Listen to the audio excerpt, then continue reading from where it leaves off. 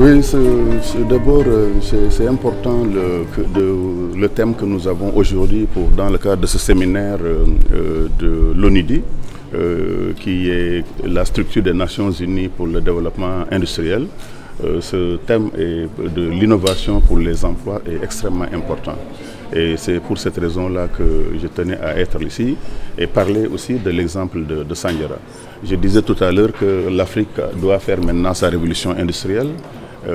Elle doit également travailler sur l'emploi des jeunes. Mais on ne peut pas en fait donner de l'emploi aux jeunes sans investissement, notamment dans le domaine industriel, dans le domaine de l'agriculture, dans le domaine également numérique et dans bien d'autres domaines. Alors au niveau de Sandiara, ce qu'on a compris, c'est juste qu'il fallait investir massivement d'abord dans l'éducation. C'est le plan Sandiara émergent, le plan 1-10-10, une famille 10 cadres dans 10 ans.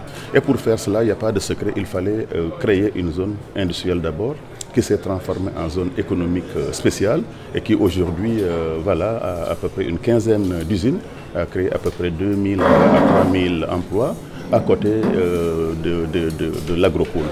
Il fallait aussi investir dans ce qu'on appelle un agropole, une zone donc agricole et industrielle de 1250 hectares, dont je suis aussi le président entre 3 communes.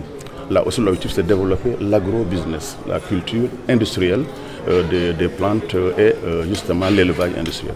Donc c'est pour cette raison-là que notre commune se veut en tout cas un exemple pour démontrer que pour créer des emplois, alors il n'y a aucun autre moyen de le faire sans investissement, il n'y a aucun moyen de le faire sans capital humain. Et c'est pour ça que nous sommes en train de construire le lycée technique et professionnel de Sandiara. C'est pour ça que nous accueillons les universités, l'école Supdeco, d'autres écoles. Et je pense que le modèle que nous sommes en train en tout cas d'étudier aujourd'hui, comment innover, comment investir pour créer de nouveaux emplois. En réalité, ce modèle-là, nous sommes en train de l'expérimenter. Et aujourd'hui, nous sommes très heureux d'écouter ce que les Nations Unies, l'ONUDI, leur expérience au niveau international, comment on a réglé ces questions d'emploi. Parce que comme je le disais, au niveau du Sénégal, c'est notre principale préoccupation. Je disais tout à l'heure que 59% de la population sénégalaise elle est agricole. Il y a à peu près 10% qui travaillent dans le domaine de l'industrie. Et je disais qu'il y a un rapport assez inquiétant parce que ces 59% ne produisent que 11 à 12% du PIB. Et ces 10% de l'industrie produisent à peu près une vingtaine de pourcents du PIB national. Donc c'est quand même, on a vraiment besoin de comprendre comment l'ONUDI peut nous aider de par ces études au niveau mondial, de par le benchmarking, à améliorer notre politique en tout cas industrielle, bien focaliser nos investissements, comment faire en sorte que nous importions moins de produits de l'étranger et nous puissions les fabriquer beaucoup plus dans le cadre de ce qu'ils appellent l'import-substitution. Alors les S, c'est une politique qui a déjà fait ses preuves. Je pense Shuansheng en Chine était un tout petit village dans les années 70-80 de 30 000 habitants. Aujourd'hui, alors c'est l'une des zones les plus développées de Chine. Elle compte pratiquement 10 millions d'habitants aujourd'hui. Les S, en réalité, c'est une politique qui a déjà fait ses preuves. Par contre, comme vous le dites, est-ce que nous sommes en train de réussir cette politique des S? Est-ce qu'il y a assez de zones économiques spéciales? La réponse est non. Est-ce que nous avons toutes les armes? Est-ce qu'on bénéficie assez de l'expérience internationale? La réponse est encore non. Donc nous devons encore mettre d'autres S, à l'image de Dubaï, à l'image de l'île Maurice, où tout le pays est carrément érigé en zone économique. Mais pour cela, il faut comprendre ce que cherche l'investisseur. Mon ancien métier de chef de Nestlé dans les pays, en fait les investisseurs vont dans un pays où ils ont d'abord la sécurité au niveau du terrain, la sécurité juridique, la sécurité en cas de conflit, en cas de non-paiement, en cas justement de conflit avec d'autres partenaires. Et c'est ça que le Sénégal est en train de construire. Je trouve qu'aujourd'hui, il nous faut 45 zones économiques spéciales. Chaque département du Sénégal doit avoir sa propre zone économique spéciale. Pourquoi? Parce qu'en réduisant les taxes, les impôts, en facilitant le droit du travail dans ces pays, effectivement, nous attirons en fait les investisseurs et nous sécurisons en réalité leurs investissements, pas sur seulement 5-10 ans, mais sur 25 ans, sur 50 ans, sur 100 ans, ce que cherchent souvent les entreprises. Et à côté de ça, il faut aussi que les ressources humaines soient disponibles.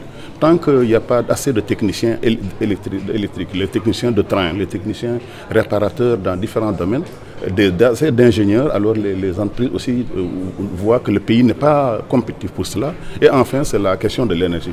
Les entreprises vont toujours là où l'énergie coûte moins cher et nous espérons avec le pétrole et le gaz du Sénégal, nous allons dans les prochaines années être beaucoup plus compétitifs. Non, il ne faut pas mettre une opposition entre les ES et le secteur privé national. Le secteur privé national doit être encore le moteur de notre développement économique. Par contre, comme je vous l'ai dit tout à l'heure, la science et la technologie, c'est le moteur des ZES. Pour faire une ZES, il faut avoir une connaissance, il faut avoir des brevets, il faut avoir des procédés déjà éprouvés. Et ça, il faut ouvrir le pays pour que tous ceux qui ont ces connaissances, cette expérience managériale, ces connaissances dans le domaine industriel, c'est ces gens qui doivent venir travailler avec notre secteur privé national. Et tous les pays qui sont développés, en réalité, ils ont ouvert l'investissement international par ce qu'on appelle des IDE, des instruments directs étrangers. Et nous devons continuer à faire la promotion du Sénégal pour ces instruments directs étrangers. En fait, il faut toujours séparer entre agropole et zone économique spéciale parce qu'au Sénégal, finalement, les agropoles n'ont pas, pour le moment, dans l'état actuel des choses, n'ont pas encore adapté la forme juridique de zone économique spéciale. Donc, il faut toujours différencier entre trois aspects, les parcs industriels, les agropoles et les zones économiques spéciales. Pour revenir à la question, les zones économiques spéciales, c'est un statut juridique qu'on pourrait donner ou ne pas donner à un parc industriel, que ce soit un parc industriel normal, que ce soit un agropole. Donc l'ONIDI a accompagné le gouvernement dans la finalisation de la fameuse loi ZES, qui a été développée dans le cadre, la nouvelle loi qui a été développée dans le cadre du PSE. Et nous avons également accompagné la mise en place de cette loi à travers le développement de différents décrets. Maintenant, comme l'a expliqué Monsieur le ministre, il y a une bonne expérience qui a été accumulée, mais il y a également des bonnes pratiques internationales. Donc il faut toujours être ouvert pour voir comment ça se passe ailleurs. Il y a des expériences qui ont bien réussi. Moi, je suis en train de finaliser un grand programme sur la même thématique au Maroc, où nous sommes en train d'analyser les 114 parcs industriels existants au Maroc, et il y a toujours des enseignements. Bien que le Maroc est un pays relativement avancé sur le plan industriel, il y a des parcs et des zones économiques spéciales qui n'ont pas réussi. Et donc il faut toujours avoir cette capacité de se remettre en cause, de voir où on se situe et de regarder de l'avant. Maintenant, il y a d'autres éléments depuis le PSE qui se sont manifestés. Il y a la crise Covid, il y a la crise alimentaire suite à la dernière guerre, mais également il y a cette fameuse transformation numérique qui impose que les règles de jeu doivent être revues. Et c'est ce que nous souhaitons toujours conseiller à nos pays membres en adaptant un schéma, que ce soit en zone économique spéciale, que ce soit en politique industrielle, que ce soit en politique de promotion des investissements. Il faut toujours être à l'écoute de ces changements et avoir le courage de toujours renouveler la vision, la stratégie en fonction de ces ajustements. C'est ce que nous avons essayé de faire dans le cadre de cette dernière intervention, c'est de dire, OK, il y a pas mal du travail qui a été accompli dans le cadre de la première période de PSE. Maintenant, c'est le moment de réviser tout cela. Si nous souhaitons passer, comme l'avait annoncé Monsieur le ministre, de 3 à 4 parcs industriels à 45, ça nécessite toute une nouvelle stratégie, tout un nouveau plan d'action pour pouvoir accélérer ce processus de mise en place de parcs industriels ou de zones économiques spéciales.